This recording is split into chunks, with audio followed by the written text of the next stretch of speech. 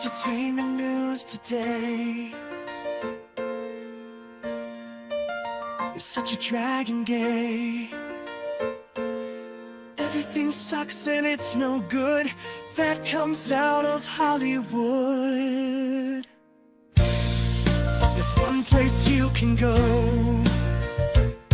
to get all your news and info, and maybe even have a laugh or two.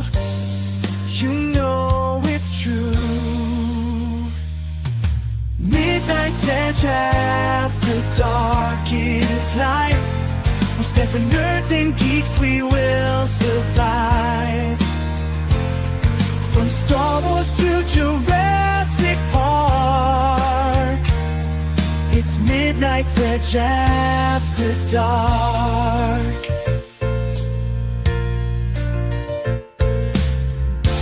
All those bombs and flops, but need never stops. We will keep going through the night as we keep up the culture fight. Midnight's Edge after dark is life. We stand for nerds and geeks, we will survive. From Star Wars to Jurassic Park, it's Midnight's Edge after dark.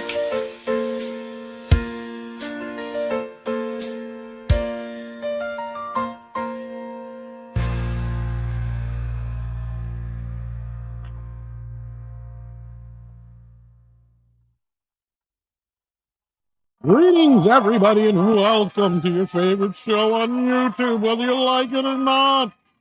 I'm Don Pardo. This is Midnight's Edge After Dark Live. Tonight, we have CC Karaoke. Glad to be here as always. And your favorite, Nickelodeon. That's right. How you doing? Doing pretty good. I came back from an appointment with my kids, and then we did grocery shopping after and did dinner. So a lot of moving parts. And then I did this knowing that I did work and got the stream followed by Toxic Tuesday tonight. So things are coming up Millhouse here. How are you, sir? We're talking a little Nightmare on Elm Street 3. AKA the Dawkins movie. You're The Dawkins breaking movie. TV. Welcome to prime time, bitch. I love how much Dawkins is in the movie, even though the music's so out of place, but the songs are so killer. No pun intended. I don't know if it's out of place. It works where it's at. Lyrically, it fits, but music-wise, like the tonality, as much as I love it, it doesn't fit, but I don't care because it's so damn good. For some reason, it's so ingrained in my brain that they're intertwined that I disagree with that assessment, but I understand where you're coming from. That's fair. Hey, Maybe considering you're a little bit younger than me and, you know, you have more distance from it. Because, like, for me, when that came out, like, Dawkins, that soundtrack, that video, the movie, it's all one. Like, Nice. I was one of those that was always mad because on the old Video Treasures cassettes of Nightmare on Elm Street, the 3 that most of the time we got, I mean, I should save this for the show, but they would replace the other Dawkins song in the movie, Fire, with a totally different, like, song for some reason because they didn't want to pay Dawkins that extra few bucks. Well, they should have given them all the money and they do now. Two full albums, 2 full Dawkins albums. They could just made the entire movie have a Dawkins soundtrack. I would have been totally fine with it. No, 6. We're talking about Dawkins, not Dawkins. Yeah, but she also knows that it's us and it's Toxic Tuesday. So I can understand the confusion. Yes, we're confused. We're very confused. I think she did it deliberately. We're super confused. I mean, we did have Mike Harlow on last week, so I guess, you know, we kind of came out of that show a little confused. Mike's got to come on here, and I mean that in every sense of the term. He should. Oh, 6, yeah, she said it was deliberate. I knew it was deliberate. Well, it's sexier if it's deliberate, right? I mean, that's right. But yeah, let's see what's going on. Speaking of 6, she was nice enough to send us some support already in a super sticker. Thank you for that, 6. It's a rainbow because we're so effing. That's right. Thank you for that, 6, and reminding me. We have FKHC 2005 sending in his love for Clobbering Times as he does every show. We appreciate that. He's been a member for 9 months as well. Thank you so much. And then we got Smiles Frown, who's been a member for a month. Hopefully that Smiles Frown turns upside down, because we're happy to have you here, and we're hopefully we'll entertain you for the next hour or so. And then Smiles Frown gifted a membership. He's in a gifting mood, or they're in a gifting mood, not to assume your gender. And yeah, this is not as gay as Toxic Tuesday. No. It takes a special place to go to get to that level. We're talking deep level gay there, yeah. Like the deep recesses of your anus gay. Like parts unknown that not even poo knows.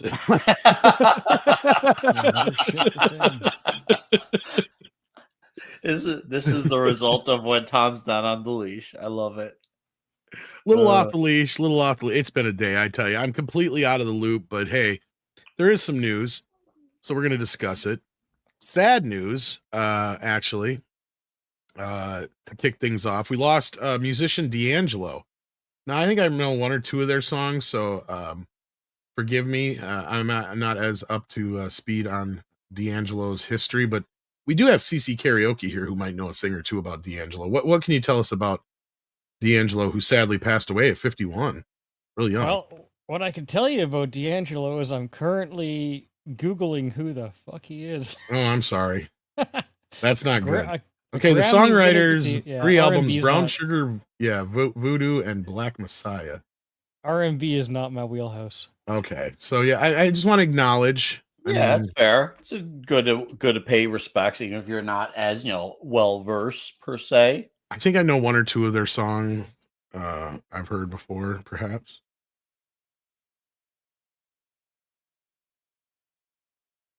It's more than me. Yeah, sad to hear. And we also, this happened on our off days. So I thought we were going to talk about this on Midnight's Edge in the morning, and sadly it got past us. But we lost Diane Keaton the other day too. That was sad. A huge part very deeply tragic. I mean, that's one hippie chick that I don't mind. She was one that, I mean, I know her politics were really out there, but she was a talent though, undeniable, and a class act. I mean, that's one thing I heard from a lot of folks in their interviews whenever they talked about her, was that she was such a class act. And I mean, you had Woody Allen, who had some sentiments to say about her and some stuff like that, who clearly, she was somebody who worked a lot with Woody and other things like that. So I mean, me, of course, remember from things like Baby Boom and mainly The Godfather, obviously. But she was in so many films. And yeah, it's sad that we lost her. But yeah, as they're saying in the chat, the biggest loss of the week. This one was tough for some of us here. Drew Struzan, poster artist, passed away sadly. And I know he's been dealing with some guy. he's been dealing with some health issues as of late. So I hate to say it's not surprising, but it's one of those that you hate when it happens. But Drew Struzan, who's most well known for so many posters between Star Wars, Indiana Jones, Back to the Future, right? It's probably one of the more iconic ones. But yeah, I mean, it's just too bad. He was 78. And he'd been suffering from Alzheimer's. So yeah, it's just too bad. But Drew is one of those guys that, changed art, right, for posters. He did. I wish they had more examples in this year. This guy, because he really only did the Star Wars Special Edition posters, but he was responsible for like this iconic Indiana Jones poster. I believe he also did the Temple of Doom poster. I remember that poster. So good. Drew has done so many memorable posters, and not only that, the ones that you don't even see, like Goonies and other ones that we've seen. There's variations on the ones that we never even got to see. Yeah. So he will be missed. And dude's work was incredible. Loved his work. I've been aware of his name for a long time. Mm-hmm. Ventures in Babysitting. Hellboy. The list goes on and on. He even did album covers, like for Cooper. Of course, the Big Trouble in Little China. He did that one. Shawshank Redemption, the Star Wars prequels, the Harry Potter. I think he did most of, if not at least up until they started doing, I think, just photo versions of the Harry Potter ones. Yeah, dude had his own distinct style. Loved it. Yeah. Absolutely. He had this crosshatch style that was really, it was different. It made him very unique. I think he did Willow. I think he did most of Lucas's stuff after. Oh, the I think initial he run, did. so, Yeah, most of them. A lot of Spielberg posters. Yeah. No, Yeah. definitely shoe fits. CC, any thoughts on Drew? I mean, they don't make posters like they used to. It's a No, little bit of an old man comment, but it's true. very true. I mean, I was looking over X the other day, and I guess there's this poster floating around about the new Predator movie. Mhm. I don't know what's real life anymore. Sometimes I don't know if that's fake or not. But it was a pretty awful poster. It's so, I'm not a poster buff, but I do recognize that movie posters have not been good in a while. And certainly nothing on the level of the movies that you're listing here. I mean, it's like this guy did all the great ones. Oh God, yeah. I mean, this is so many good ones. Coming to America. I mean, the list goes on and on and on. I mean, like I said, most iconically, like the Back to the Future trilogy. He used to famously use his wife a lot in his as a stand-in. Hook, he did that one. Yeah. Yeah, he's done tons of them. He will be missed, though. Yeah. Oh yeah. No, rest in peace for sure. Absolutely. No, I it's one of those things where I've always like affiliated movie posters. He was one of the first I was like kind of always affiliated with it because it's so like distinct. Even before I knew who his name was, it was one of those styles where when I knew it, I was like, I could tell whoever did that's the same guy who did, so and so for the art poster. It was such a distinct style. And he was also one of the guys who could do the thing where he had the gathering of the faces and it still looked good. When the MCU does a gathering of the faces, which is pretty much most of their posters from Phase 3 and onwards, it's looked like shit for almost all their movie posters. Even the movies where they're good, the posters have been shit. Yeah, I just found this. Is this me or is this AI? Looks like AI to me. Yeah, and he also did Blade Runner as well. That was another one. And of course, that's one more famous ones too. But yeah, he will be missed. It's too bad. I'm gonna send you the link to that Predator Badlands poster in the back. Oh God! I got an email earlier today saying Predator Badlands tickets are on sale now. I thought to myself, "Wow, I appreciate your enthusiasm, but I don't know if I could even fake having that type of enthusiasm." And we're Granted, talking about it's an automated email, but still. The artistry of a great movie poster. This isn't that movie does not have a great movie poster. This looks more like Cliffhanger. Cliffhanger is at least a good. Will most likely be a good movie. She literally strapped to him. What the fuck? I think so. I don't know, but they need Drew Struzan on this. Jesus. All I know is I saw some of the CG for some of the granted, it was just a snapshot of some of the scenes, but it looked like shit. It really did. And I don't think the trailer was as bad as everyone made it to be, but the one shot I saw of the update trailer, I'm like, wow, this really does look bad. And this poster looks awful too. It really looks horrific. A strap-on Predator. Oh God, no. I don't want that. Oh, that's why great. he's just a member of GWAR at that point. You're not wrong. I mean, tell me I'm wrong. I mean, that's what they all wore on stage with their absurd masks and absurd names. Were all weird strap-ons that they doused people with their juices with. Yeah, this looks bad. This looks like something between CGI and AI. It doesn't look painted. It doesn't look like actual art. Right? Guys, like it looks. Skip the movie. Just go see GWAR live. You'll have a much better time. It'll be cheaper, and you'll get drenched in GWAR's juice. and you'll have a great time coming out of it. It's fun for the whole family. And they kill Yeah. every single president live. No one's discriminated against. So there you go, guys. It's sorry to hear the news today that we lost Drew and D'Angelo, and of course Diane Keaton earlier this week. But these things happen, and we do need to cover them, and they will be missed. Rest in peace, guys. And with that, let's move on to the news, because there is a bit of news now. Normally, this wouldn't be something we'd totally like jump into like right away. This would be something we kind of would just, oh yeah, Leo's going to be in a biopic, right? No big deal. But it's going to be a young Bela Lugosi. And the bigger thing I think here is it's kind of, it could possibly be like a prequel to Ed Wood, considering they have the writers, Alexander and later Larry Karaszewski, if I could talk, Karaszewski, sorry, scripting this. So exclusive from Deadline, Appian Way Productions, the production company of Leonardo DiCaprio and Jennifer Davidson, has teamed with producers Alex Cutler and Daryl Marshik to develop Universal Pictures biopic of Bela Lugosi, the Hungarian star of stage and screen who originated the iconic role of Dracula both on Broadway and in the classic 1931 film. Multiple sources tell Deadline. Reps for Universal declined to comment, while insiders stressed that it's very early days in the project and the backstory is interesting as it came into Universal as a pitch around 2 years ago.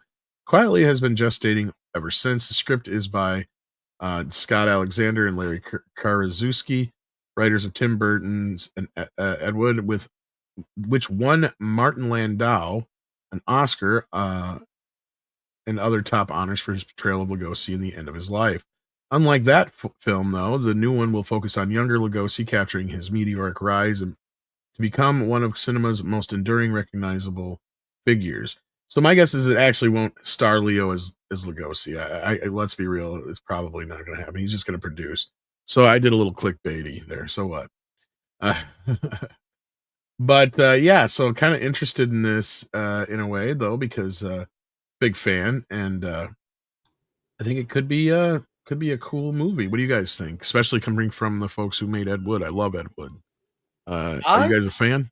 I like Yeah. Ed Wood. I think there could be potential here. I'll wait to see for more to come on. Hope that it turns out to be something that could deliver. I would love for something like this to deliver because it is definitely something I'm very interested in. I feel like there is definitely a market for a Bela Lugosi flick. It has been way more than enough time. I mean, God, Steve Jobs has had 2 movies, and dude's been dead for a decade and a half. Bela Lugosi, has he had a movie? He's been dead for forever now. Let's freaking go, man! And it don't matter if you're a young horror fan or old school or horror fan, you're gonna want to see this. So this is definitely has potential to be hot. Yeah, I love Ed Wood. Don't know if this will live up to it, but I'm just thinking, as like you're gonna have an actor play an actor. That'll be interesting. I suppose it's not too wild, but I mean, you said Leo's not gonna play the role. No, he's just producing as of right now. I'm not sure if he'll play a role in the movie at all, but yeah. I feel like Leo would have the ego to do it. I mean, yeah, if he's he's the a right little pick. too old, but like, yeah. I don't want Leo DiCaprio. He's a good actor, but I don't want him to be playing this role. I really don't. I mean, looking at the two of them side by side there, he could pull it off. Oh yeah, But it's just the age problem, yeah. He's not. He would be a awful choice. I'll say that he wouldn't even be a bad choice. I would say he'd be a pretty good choice, but definitely far from ideal choice. If he gets a 7 out of 10, pretty good choice, but we could do better, and I'm sure he knows he could have something else that'll come his way because the guy's always getting work. So even if he passes on it, no skin off his back. I want to see movie stars come back, but this is a case where I might prefer to see somebody I have never seen before, kind of, or somebody a little bit more obscure in the role. I like that idea. It works to Hollywood's advantage because they can pay him a little bit cheaper because it's an unknown, And for us, we get to see that actor as young Bela Lugosi first, rather than see them as the name playing the character. Yeah, that's exactly it, right? So I said an actor playing an actor, and especially a famous actor. Having a famous actor like Leo play a famous actor. Yeah, that's a good point about why Leo should not do it, because we're end up seeing Leonardo DiCaprio first before we ever see Bela Lugosi. Even if he's awesome in the role, we're just gonna see Leonardo DiCaprio first. He's just such a cemented name. Like, regardless of how you feel about the Jack and Rose experience, outside a movie, he's had a string of hits for decades now. Just that he's just way too distinct, which, for him, that's good. Most actors would kill to have, a tenth of his career, but I don't want that type of face associated with Bela Lugosi. So no disrespect, Leo. It ain't personal. You'll do fine. You have done fine, but please don't take this role. Unless only I don't one even think condition, though. If it comes out him and Pedro Pascal, then take the role. that I can understand. No, I like I said, it's a bit clickbaity for me to have insinuated it, but yeah, no, he's clearly not going to play the role. It's just he's just producing, and like I say, he'll play like a producer or something like that in the movie too. Who knows? I'm looking at what these writers have done since Ed Wood. I mean, I love Ed Wood. I'm just trying to see what their resumes have been since, because that was 1994, right? Jesus. The Ed Wood writer did Problem Child before that. Hey, I like Problem Child. So did I. Man on the Moon. Still going back. Oh yeah, that's a great fucking movie. Dolomite Is My Name. I actually didn't. That's actually pretty good too. Yeah. So this has got a good chance. It's a short resume. I'll say that. Sometimes, but it's a good resume. It's good, right? But it's also like, sometimes when I see somebody hasn't, what have you done in the last 30 years? It's like a musician, right? You made a great album 30 years ago. Are you still gonna make a great album today? So that's why I'm looking. Fair point. Yeah, there's some good stuff here. Well, Dolomite ain't that old. That came out like 3 years ago, 4 years ago? 2019. Like yeah, I'm gonna say so. That's not that long ago. So well, American Crime Story, mm-hmm. which I quite enjoyed. I thought that was a great show. So there you go. Yeah. All right. Yeah. There you go. Well, we'll see if this happens and what happens or what comes of it. And I'm interested in it. I'm a big Dracula fan, and I really liked Ed Wood. In fact, I think it was brought up in the chat that it's one of Tim's more forgotten films, sadly, even though it's the one I think that's gotten him some of the most Oscar notice, which is strange, but yeah. But other than that, what was going on in the news today? Was there anything else that happened? I didn't expect to go through those stories so fast, but we were just there's a couple of things cruising. Not depending on what did I see? I mean, we've got a new Jesus. Oh, who's our new guy? I heard Jesus. about that, but yeah, who is it? Yeah, we basically, the entire cast has been recast. It sounds like they're not going to go with the whole de-aging thing. So Mel Gibson's Resurrection of the Christ finds new Jesus and Mary Magdalene in Jaco Aktanen and Mariella Garriga, I think it's how you say it. That's not a bad idea. I trust Mel Gibson's judgment. He's not one to pick people to screw around. He's going to pick who he feels is truly the best for a job. So normally with recastings, there's acceptable circumstances for sometimes why it needs to happen. I trust his judgment with this. I have no worries about it, and I think it's still going to deliver. So, considering how long it's been too, I actually think it is a good move to just do that than to de-age.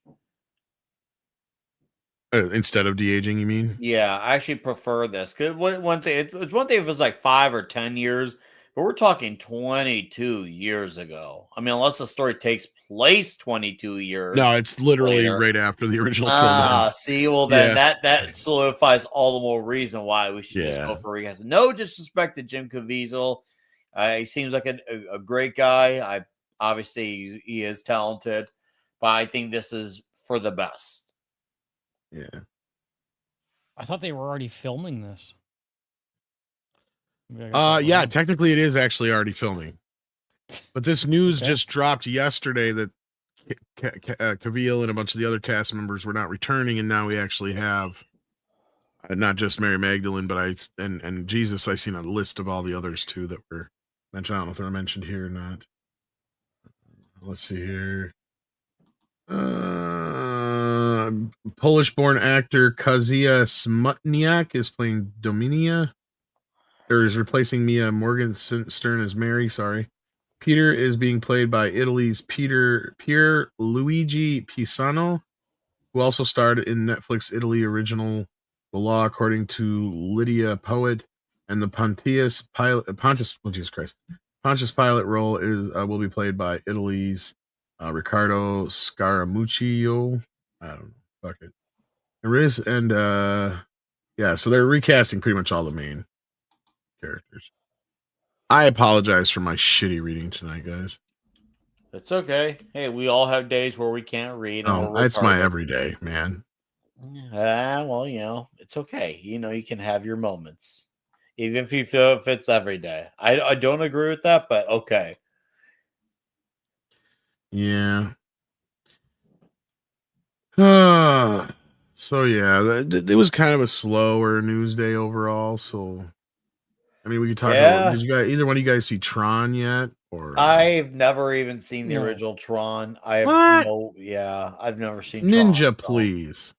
Well, I was a Ninja Turtles fan, so can you blame me? Yeah. So I was a Ninja Turtles first guy, and yeah, I didn't catch every single franchise from back in the day. The ones I did catch, a lot of them were the ones that I really got into. So I'll watch it some year, but for now, even if I had never seen the original movie, that trailer I saw, I remember being not fond of it at the time, thinking this just looks like a bland movie.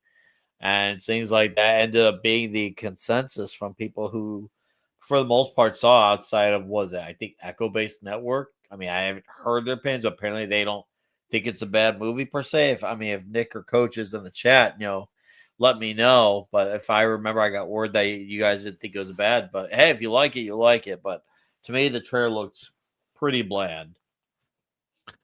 Smiles Frown has a question for Tom. What did you think of the Peacemaker finale? I didn't mind it, but Gunn promised way too much for the finale. Checkmate. It's cool though. Smiles, I actually haven't had a chance to watch it yet. I've been dealing with so much stuff. I just had not gotten around to watching it yet. That's my only excuse. Otherwise, I've enjoyed the show so far. The last episode prior to the more recent one, I didn't have as many issues with as others did. But I'll see how the finale pans out for me. I tried to avoid a lot of talk on the finale because I didn't want it to influence me going into it at all. But we'll see. Yeah, because I'm curious to see how it turns out. So I appreciate that when thanks you for the go support. in, you don't need influence. To go in deep on your own with your own free thoughts. Sometimes I do that. Yeah.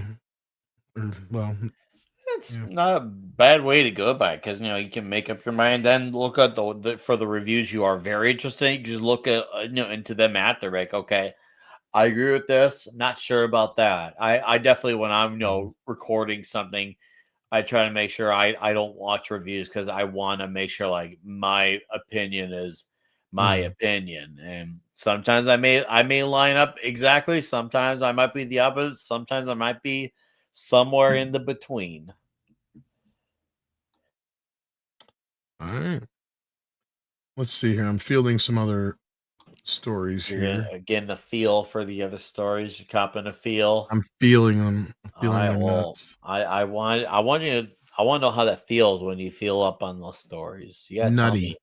Nutty, ooh, nutty. I like that. Naughty. If you say nutty like Sean Connery, it sounds like you're saying naughty instead of nutty. So My nuts are feeling nutty. can you imagine? Like it's gonna be complicated for him to say not nutty and naughty because they both sound exactly alike.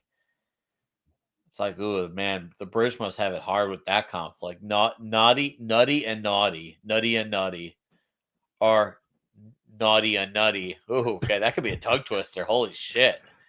Nutty who would have naughtiness. yeah, who would have thought?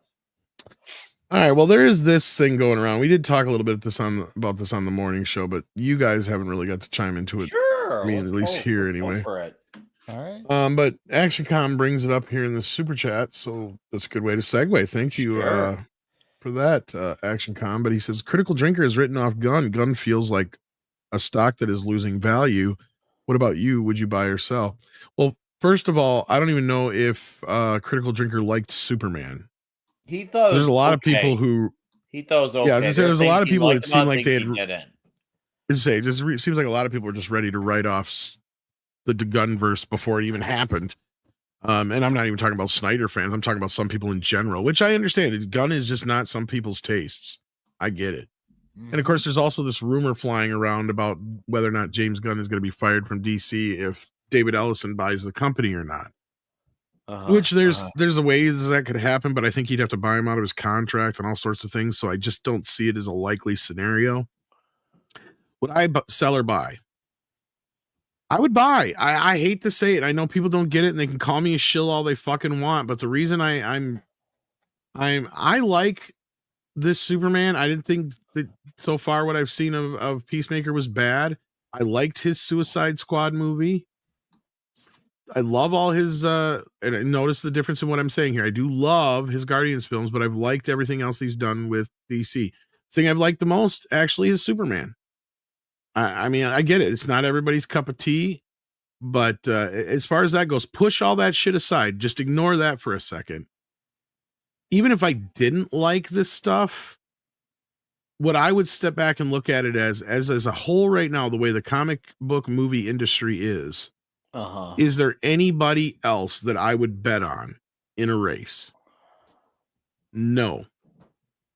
James Gunn is the only guy that I feel like right now, besides maybe Jon Favreau, that could handle running a universe like this.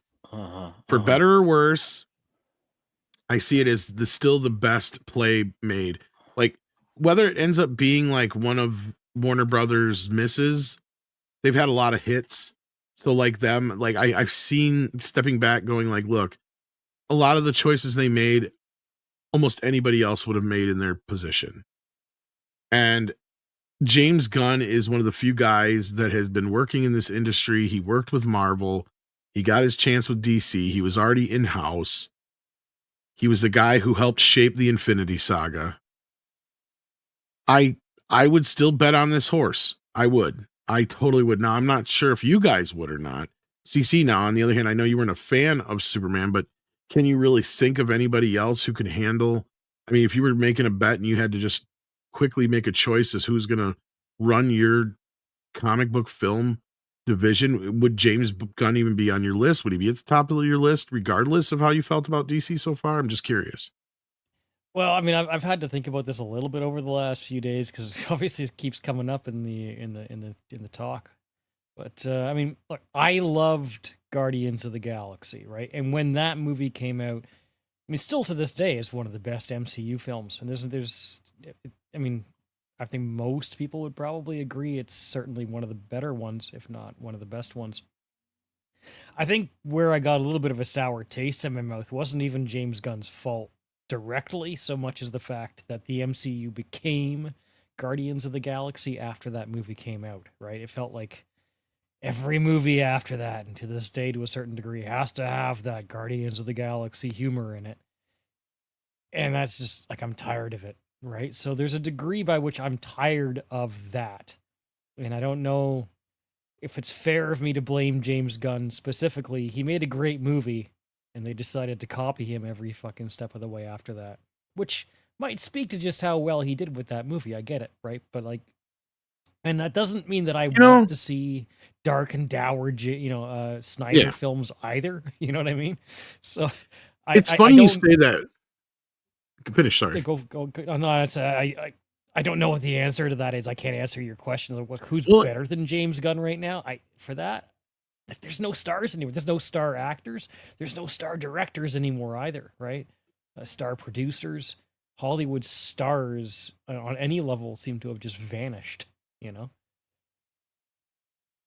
That was the remainder of my No, thought. yeah, and that's the thing that I think is kind of weird about the whole thing too, is just that, you know, and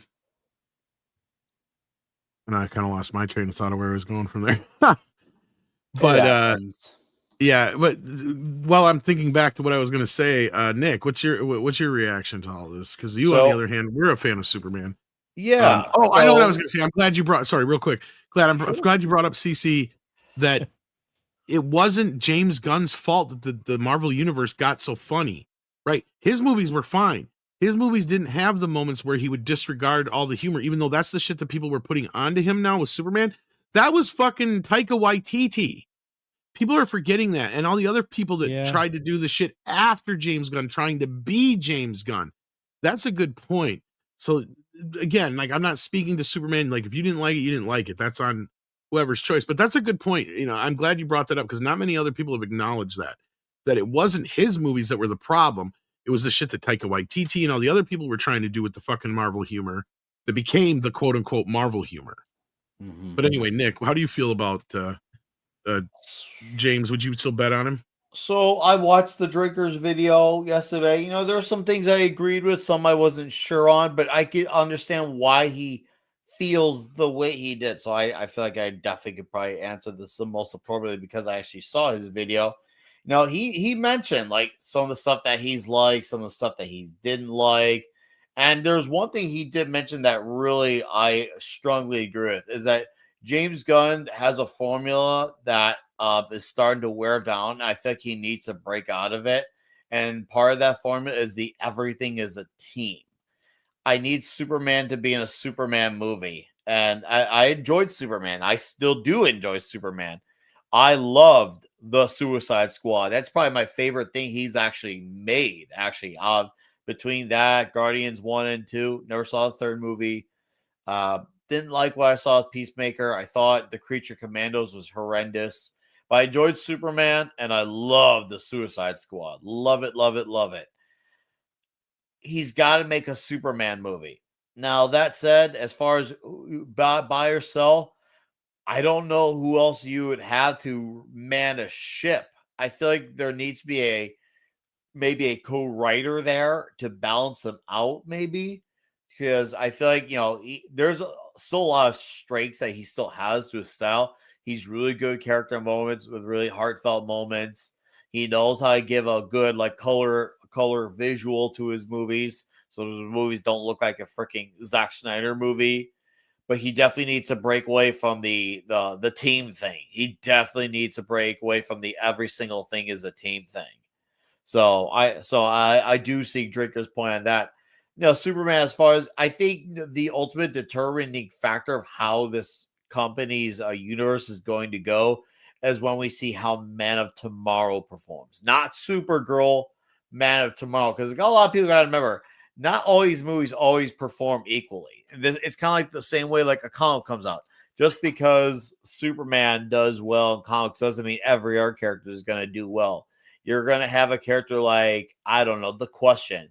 He's going to, by default, sell a lot less books. And you can apply that same logic here. Not all these characters are going to make equal numbers. And even though I know James Gunn I don't think he's directing Supergirl. Apparently, I hear it's supposed to be a Guardians type of movie, whatever. I don't think that movie's got to be that well performed, but I don't feel like that's the correct movie to judge it on. Even if it does well, I feel like Man of Tomorrow is, because if Man of Tomorrow has a higher opening first weekend with a steady drop second weekend, then officially this franchise gained people and has legs. I feel like it's a bit premature, really, but I can see why he thinks that considering the news, but there's a lot of confirmation bias going around. So I'm trying to look at this as objectively as I can without looking at based on how I feel or against James Gunn. I think he's gonna be fine. I think his crew's got nothing to worry about, but I do think he definitely needs to expand his horizons a little bit. It's understandable. Jeremiah Hembry says, do you think Matt Damon has been one of the greatest actors we've ever had, and some of his movies are really awesome? I can't disagree with that. Honestly. 99% of the time, if I see a Matt Damon movie, I like it. Most of the time, he makes cameos. I think they're funny. He's even funny when they make fun of him in Team America. Matt Damon. Yeah.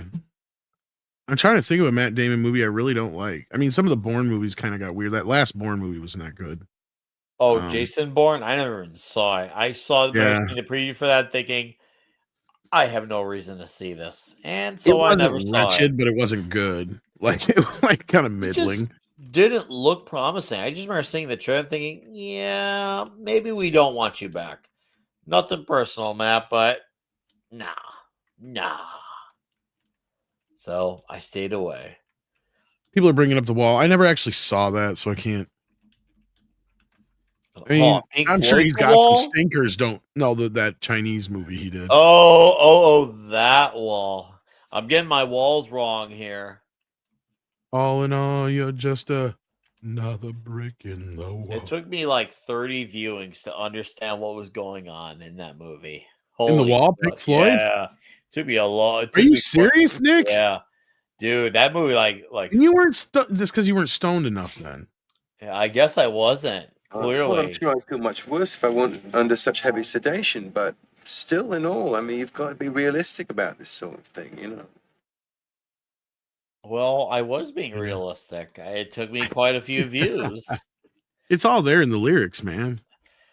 Well, the lyrics I understood because I had heard that album so many times through, not just my own lessons, but I also I mean, I guess the movie surrounded by a comes bunch of at you. hippies when I was younger. And I mean, yeah, I hippies- guess the movie comes at you in a weird way, but I mean, I guess I don't know. I don't know. It's one of my. I wouldn't say it's my favorites, but it's up there in one of those like guilty pleasure movies, I guess. I like it. Well, it's because I love the album, but yeah. I actually bought it brand new. Remember when Circuit Shitty was in business?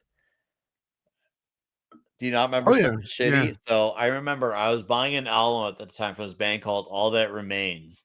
And the guy at the car was like, "Hey, you like Pink Floyd?" I'm like, "Yeah, Pink Floyd's cool." He's like, "Well, we're selling The Wall on DVD for a penny." I was like, "So like some weird catch? I guess sign up for some dumb credit card." He's like, "No, it's Really? literally just a penny, shrink wrap and all." I'm like, "Bro, I will take it." So That's I a did. deal. Oh, dude, right? So that was Not only that was fucker went out of easy print, choice. and it's really difficult to get your hands on now. Yeah, I still got my copy. I remember I was at the Circuit Shitty. This was July 2006. I remember because when I bought that All That Remains album, that was the day that album released. So I got a double whammy that day. Now, do you have the one like I have that's in like the clear slip cover and it's like a No, DVD? they just had a regular traditional old DVD card. I've seen the one with the slipcase, and that looked nice, but I didn't know about those types. So it was of like some things back promotional then. thing, I guess. Yeah, that's Could have been. Yeah, it could have been. Well, Circuit City was big on DVDs, so yeah. Oh yeah. And Oh, music. yeah. I mean, they gave Best Buy a run for their money. That's what I loved about when I went to school in Madison because we had a Best Buy and a Circuit City literally adjacent from each other. So like if I would just bounce back and forth to check prices and then just go with the best one. You know what I mean? Oh yeah, I did the same too. I definitely did the same when it came to album buying. Oh, you know it. That was great. I loved it. It was a good hunt during those times. What I loved about Best Buy is they had everything. Oh, dude! Once upon a some time, of the they most actually did. obscure shit. Because this was before the internet, right? Like you couldn't go get stuff like you can now on the internet. But if I wanted like the soundtrack for Halloween 4, I'm gonna get that at Walmart, right? Like no, I'm gonna Walmart have to go to used Best to be a Buy. lot more reserved about what they carried way back in time. I remember that. Well, I don't even mean by the reservation of it. I just mean that it's just not a mainstream album, right? Like not just but I get what you're saying. Yeah. Did you ever have a Tower Records by you? I had one a half. We don't have them by me, but I've been to a couple. In fact, I went to the one down in Chicago. But yeah, I used to have one by me. There's this mall called Woodfield Mall. It's the biggest mall in the state, and about 10 minutes from it was a Tower Records. And man, you want to talk about a store that had everything? Yes, bro. Oh, Tower. And granted, the price was hefty. Oh, it was not cheap there. But I knew I was going to get that really obscure metal album from a band from Denmark. You damn right I was going to get it from there. Woo-wee! Yeah. No, I went to the one in Chicago there that's on the corner. Yeah. It was pretty good. They had tons of shit. I got a bunch of deals. I ended up spending like $200 in CDs. Nice. Apparently, Tower Records does very well in Japan, I hear. Yeah, they're still around. Yeah. Yeah. Apparently, they do very Yeah. well in Japan. But yeah, I remember I'd get the boys together and yeah, we would spend vast amounts of money on albums, then get really drunk and shitty, and then listen to those albums. There was one summer I spent actually sleeping in the woods under a lean-to, and I worked a job on around near the woods. I walked from the woods to the job, and I took all my money every week, and I got in the boat and sailed into town. And there was a used CD store in town, and I'd just go in there and I would raid the place for everything that looked like it could be cool music. I'd Right. take that stack of CDs back to the woods with me and my CD player and start listening to it and see if I found some hidden gems. And then, of course, I took the shit back to the store with me. Oh, dude. I remember that when I would do the blind buys where the artwork would be killer. Oh, And yeah. I automatically say, okay, if the artwork is killer, then the Well- music must be killer. And most of the time that would be the case, but every now and then there would be that exception.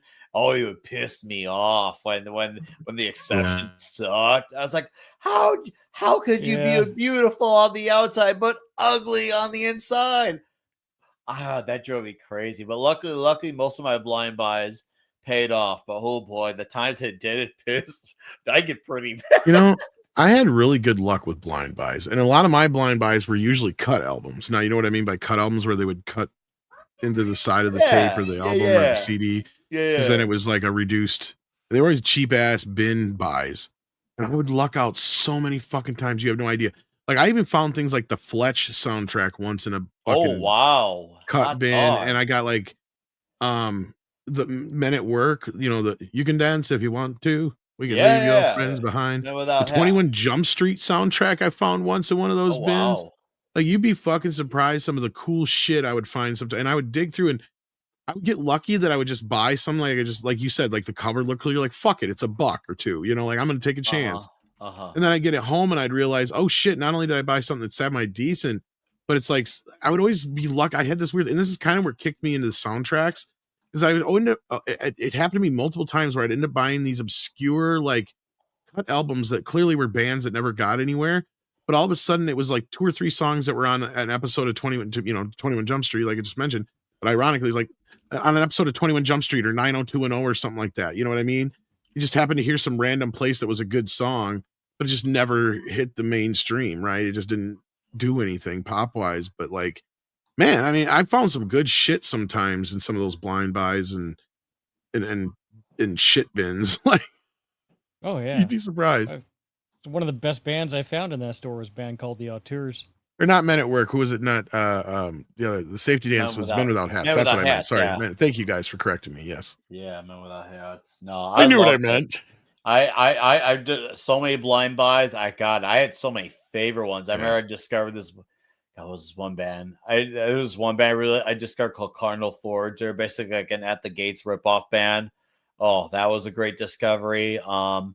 I think that's how I actually discovered Meshuggah was a blind buy. I discovered Meshuggah that way. I was like, whoa. Because they're was this even band funnier. that's known for the odd time signatures and woo-wee. They sound Jewish. Meshuggah, they're from Sweden. That explains it. Okay. Yeah, they've been around for like 30 years, and they're this band who's known for this really odd sound. It's not for everybody. There's people who really hate them, but the people who like rock with them, like really rock with Meshuggah. There's a great. Do you remember that scene in A New Hope where Leia shoots the one gun and it looks like her eyes are closed when she shoots it? That's kind of how the singer Meshuggah looks like. I'll send you the photo. I'll send you the photo. Maybe we can share it on me live for a good laugh. But my seriously. mom would even do me some blind buys once in a while that was like really weird. Like, because like one time she would think it was something else. Like that was always the cool thing with it. It was like, because so it'd be like one of those things where half the time I wouldn't even tell my mom that she didn't buy the thing she thought she bought, just because I still liked it anyway. But like one that specifically I remember was like, because Gremlins 2 didn't get like a pop soundtrack. It only had the soundtrack with just the score on it.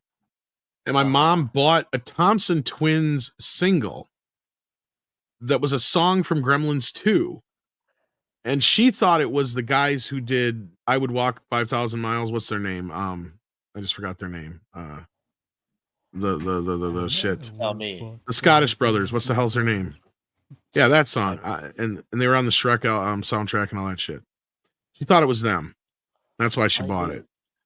Oh, I found it. Yes, from What July the fuck's their 2nd, name? 2021. Proclaimers. Thank you guys in the chat. Yeah. I'm having just one of those fucking days.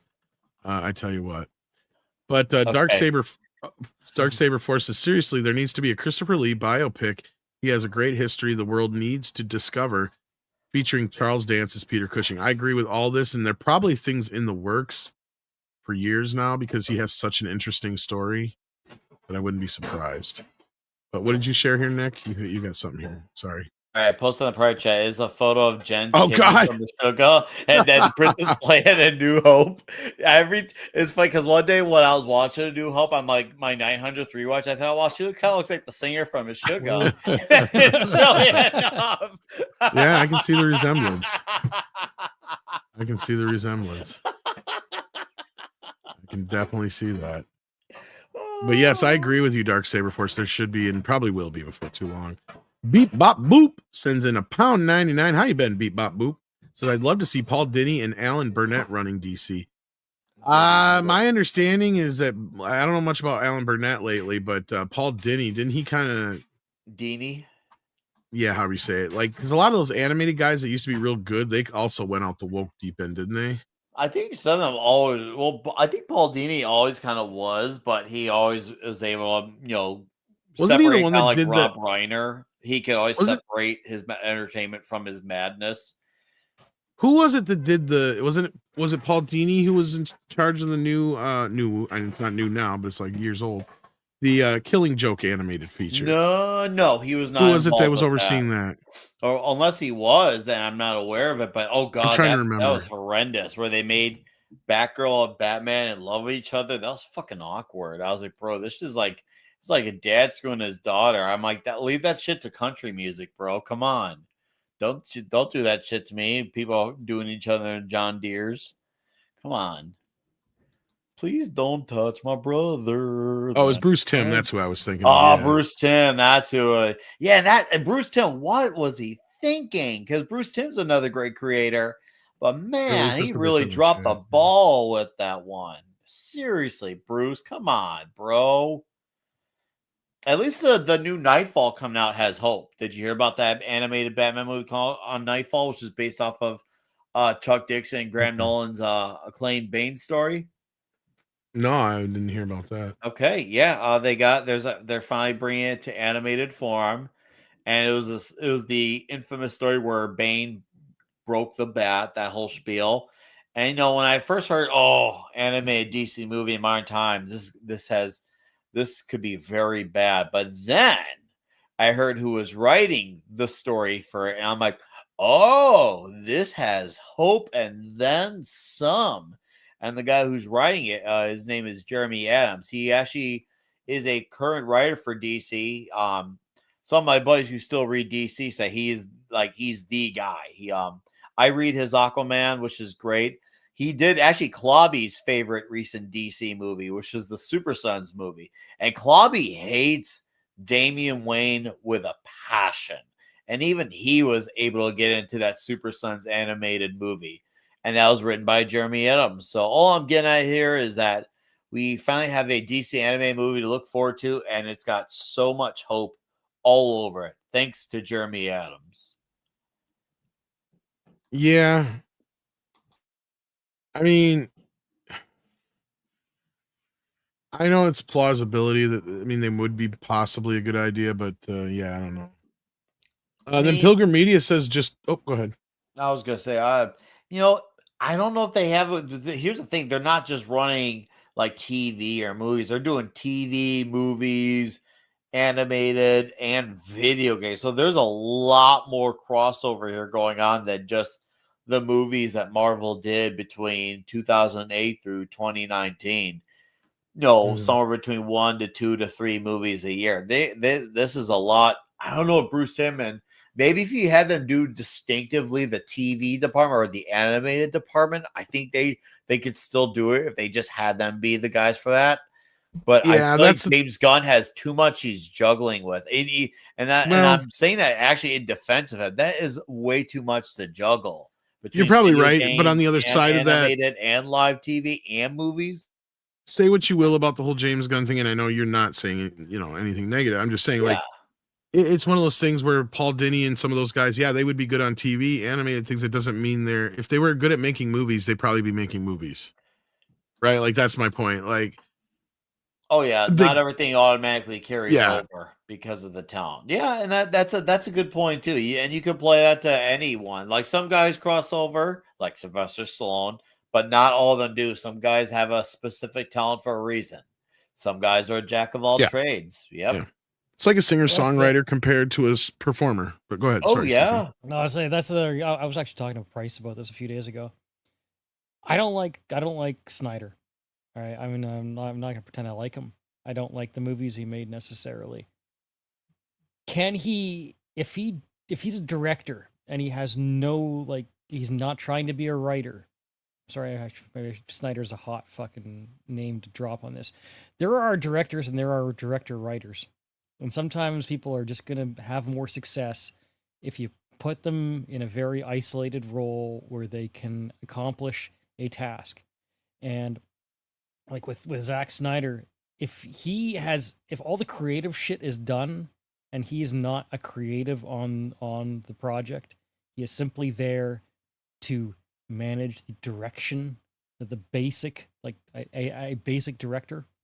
The writing is done, he doesn't have that creative input. You could probably count on him to not totally screw it up. It's when people get out of their zone, try to be the writer director, and that's where I'm not sure what to say about James Gunn. Part of me feels like maybe he's a little bit more of a director than a writer director. As much as I love Guardians of the Galaxy, I see where you're coming from. I disagree only, but I can agree with you that some people would view him as not the right guy for Superman. That I can totally understand. Fair. But as far as his writing goes, I have yet to see anything that tells me that he's a real bad writer. If anything, maybe he's a better writer than he is a director. That could But I also get what be you're saying. completely true. But your point is fair. I mean, Superman may be too much for him to handle right now in some respects. I've never said the movie was perfect, right? Like I do enjoy it. I did enjoy it. I'm not going to lie about that. I do enjoy most of his casting and all that business. But I also see where a lot of the problems lie with this whole situation we're in right now. And I was one of the first people to say, I don't understand why he's not just going scorched earth with this whole thing and starting from complete scratch, because there is still a little bit of baggage left over here too. I have two principal critiques of Superman. All right. The first one is it feels like it's the fifth or sixth movie rather than the first movie. That's And kind of what I don't was know. referring to. Is it's like, yeah, it's Yeah. kind of I can understand and agree with that to a point, but that's the problem we're in, right? Like it's either going to be a damned if you do, damned if you don't situation. Exactly. And I understand, like, at this point, it's like, we're going to start a whole new universe and start with the first movie and build it up over time and all that stuff. I kind of understand the desire to start with the fifth or sixth movie. Okay, fine. But I also feel like there were, like, the art design was just it did not inspire me, maybe that's not necessarily, that's why I say that's not necessarily James Gunn's fault. Like, who's around him? Was he trying to take on too much? Where did something kind of just come apart in the process there? It just, it's like, maybe it's not fair to make this comparison, but it's a DC comparison in any case. But Tim Burton's Batman felt like a place that is like the design of that city is timeless, right? You felt like you were in Gotham. When I saw the shots of in the latest Superman movie, both in Lex's tower, particularly, just like bland. It was white. There was a big glass windows. In the city itself, it felt like, to me at least, you could have just taken a shot of any city on Earth, and it would have fit into that picture. There was no like standout characteristic to me that I really, it's like, I mean, another recent example is Alien. Alien, that the design of that and the way they utilized it in the original film has nothing on the new television series, right? The art design is simply not there. So that would be my second critique. And I just, you know, that's not necessarily James Gunn's fault, right? It takes more than one person to make a great movie. So I'm trying to hedge myself on that one. I think it's completely fair to say that Gunn is probably stretching himself too thin. People do that. We've seen that.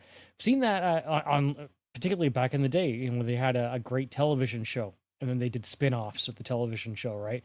It's like Star Trek: The Next Generation spun off to DS9, which worked out well. But then they also tried to spin it off to Voyager, or when Buffy spun off to Angel, and I liked both those shows, right? But then you split your writers in half, and you're working on both shows. Family Guy split off to, American Dad and the Cleveland Show and all that. It's like you thin yourself out and thin yourself out. So is it all James Gunn's fault? I don't think I can justify saying that. That's all. But Yeah, and he's also the captain too at the same time. So it's kind of a yeah, because he's not writing everything, he's not directing everything. But yeah, so I mean, yeah, I don't even dislike the casting.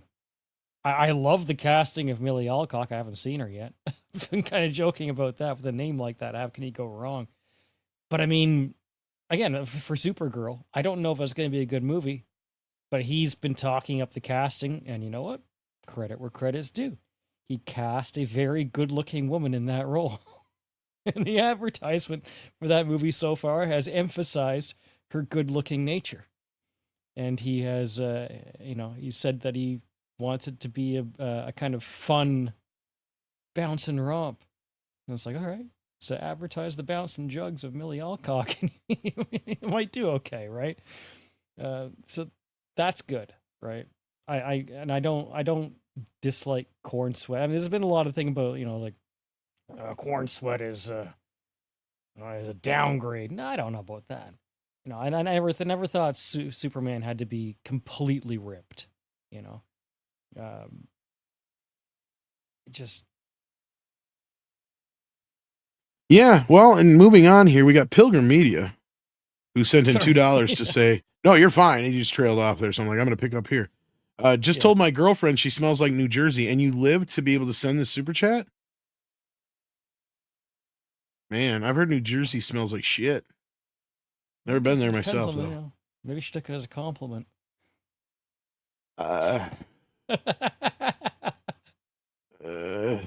Maybe not. Yeah. I mean, if you said a girl smelled like her, maybe. Where do they make the gum at? The Top's gum, I forget. That town supposedly smells and tastes like the air tastes like the gum. That'd be a different story.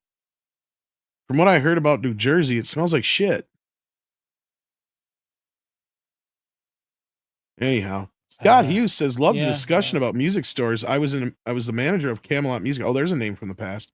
Best job I ever had. Also, anyone going to see Halloween 2 in theaters? Oh, I didn't know they were, but I'm not surprised they are. Probably not, because I have probably a better version at my house that I can watch. But that being said, if it was closer to me, probably.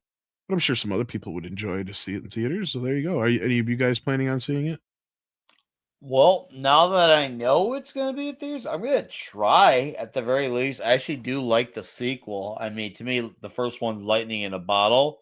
So I don't think the sequel is as good, but it's definitely worth the watch. So yeah, I'd like to go see it. There you go. And now Pilgrim's on the run, as they say in the chat. So with that, I think we're going to wrap this up. Yeah, let's wrap it up. We got the morning show tomorrow. CC, what you got going on? It's Canadian Thanksgiving, so that's been what I've been up to. And then oh, that's right. Happy Thanksgiving. I guess next week I'm traveling again. So I have to turn around from all the family gatherings and get my shit together to go hop on an airplane. But otherwise, I've been watching For All Mankind. I'm halfway through season 2, and I was talking with my brother-in-law about this yesterday because I got him watching it, and he's on our train, and we both agree. You know what? This is a very well-written show, at least to this point. Can't speak for seasons 3 and 4. It does tread very closely to some modern politics.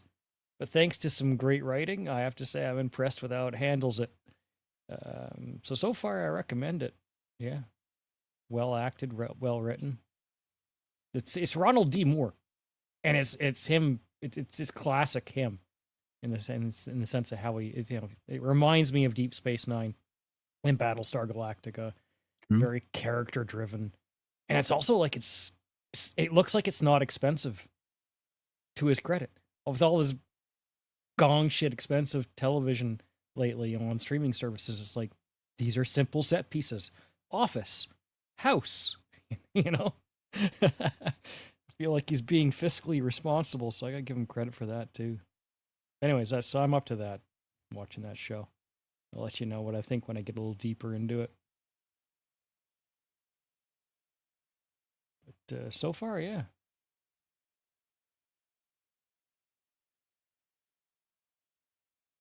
So, Tom went somewhere. Well, I guess I'll pull my plug. No, go ahead, plug Nick. away. Yeah, you got Nightmare on Elm Street 3 tonight. Yeah, Get a Nightmare chance to on stop Elm by. Street Yeah. 3 tonight. Dream Warriors on Rumble, of course. And my Bonded by Metal channel hit 100 subs. So go sub to that if you haven't. If there's any Testament fans, my buddy Imperius and I, we did an album ranking of all 12 of their albums, and then a review on their brand new 13th album. And Klobby's Comic Shop on Saturday night as well. It's going to be huge.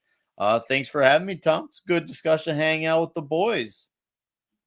So yeah, head on over to Rumble tonight to listen to the boys chat about Nightmare on Elm Street 3. Like I said, I'm going to try and at least make a cameo, kind of like Dick Cavett, I guess, and Zsa Zsa Gabor, huh? Yeah. You know what I think? Who gives a fuck what you think? Too good. All right, guys. Thank you so much, and thanks to Six and D-Bud, and I don't know if Goddess is in the chat or not. Mecha J, I saw in the chat. All the wrenches. Thank you so much for all your help all the time. Appreciate it, guys. You help out a lot around here, and thank you to all the supporters, the super chatters, the members. You guys are great as well. Help keep the lights on. We appreciate that. And with that, we're going to end the stream. So take care of yourselves and each other. And until next time on a very special episode of Midnight's Edge.